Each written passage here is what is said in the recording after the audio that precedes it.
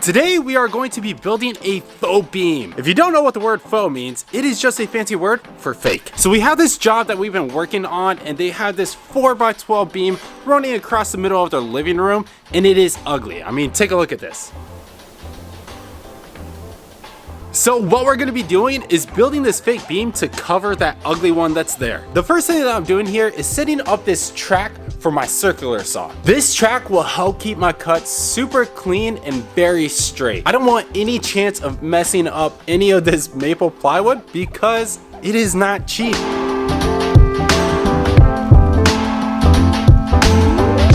We have the track all put together for the circular saw and we have the saw now mounted to what's called the sled. And how this works is that there are grooves on the bottom of the sled that lock into the grooves for the track. So with it all put together now, we're gonna go ahead and rip it down and I'll show you how it works.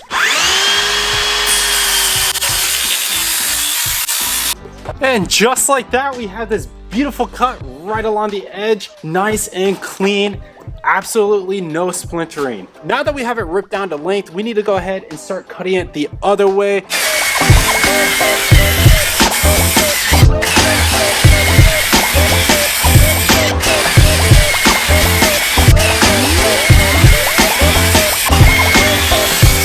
Now that we got all of the pieces cut for the beam, we need to go through and sand it with some 220 grit sandpaper to give this an ultra fine finish for staining.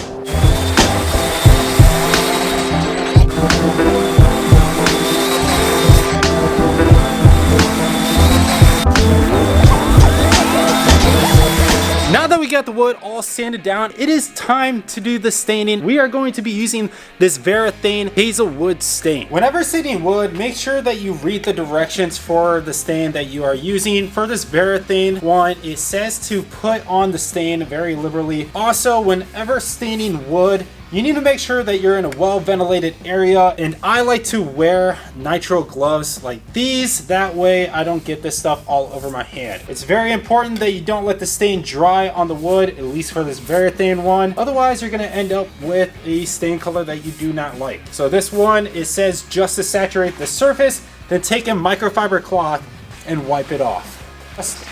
That's what. Now I need to go ahead and do that process for the rest of the wood.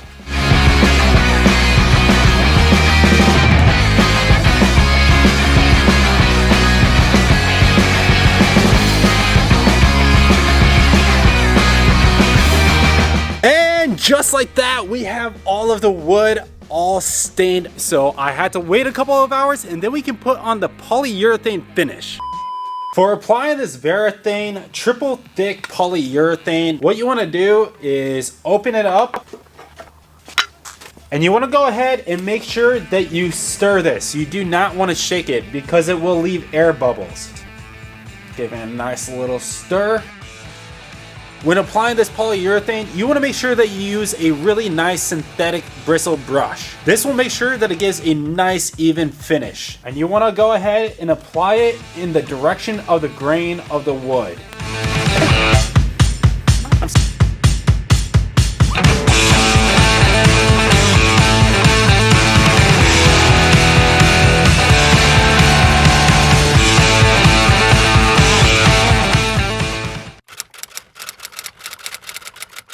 We got the second coat of polyurethane put onto the wood and we let it dry overnight. So now we can go ahead and start constructing the faux beam. So what I'm going to be using for this is some construction adhesive, some blue tape, and an 18 gauge nail gun. As you see here, we have our 3 pieces of wood. We have our bottom cap and our 2 side caps. What I'm gonna do is take a couple pieces of blue tape here and put it on the bottom cap. And what this blue tape is gonna do is help hold all the edges together. With the 245s nice and tight, we have this beautiful 90-degree corner. I'm gonna hold that in place and take the 18 gauge nail and go ahead and shoot one in.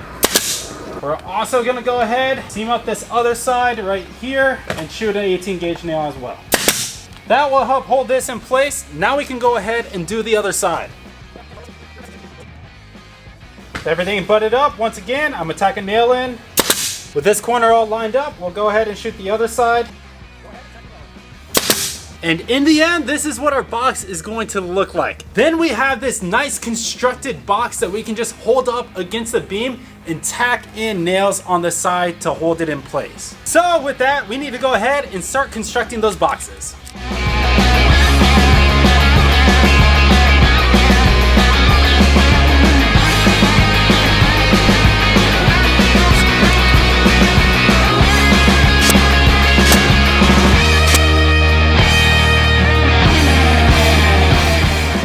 With the boxes all built, now it's time to go ahead and go install them.